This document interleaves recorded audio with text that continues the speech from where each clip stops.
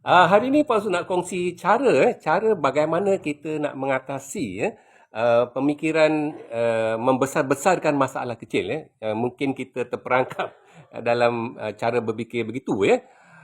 Yang pertama ialah kita kena kenal pasti apakah sebenarnya masalah yang kita hadapi itu. Berasaskan fakta dan juga data. Misalnya lah dalam siri yang lepas Pak Su ada sebut kesilapan dalam membuat laporan kualiti jabatan misalnya kan Jadi kita kena pasti secara spesifik kesilapan yang mana.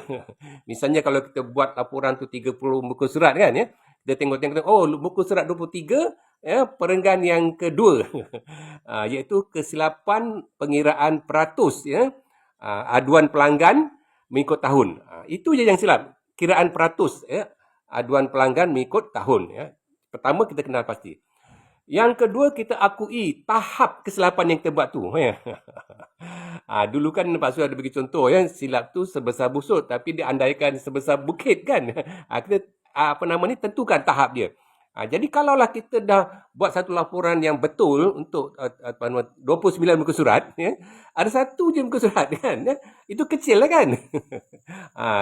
Itu pun satu perenggan saja kiraan peratus. Jadi kita kena tentukan dia punya tahapnya supaya kita tidak melihat saya telah membuat kesilapan besar dalam laporan kualiti kan.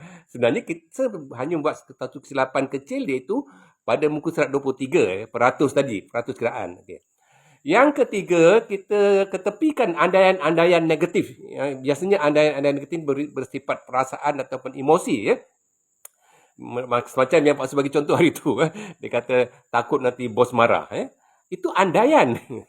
Kita belum jumpa bos lagi. Kita belum serahkan laporan itu kepada bos. Kenapa kita andaikan bos marah? Itu kita pangkal. Yang kedua, laporan prestasi kita tahun ini mungkin menurun. Laporan prestasi belum buat lagi. Kenapa kita andaikan dia menurun kan? Dalam laporan prestasi ni ada banyak aspek kan yang kita kena buat. Bukan sekadar laporan prestasi peratus aduan pelanggan saja kan. Okey, yang keempat kita fokus kepada tindakan pembetulan.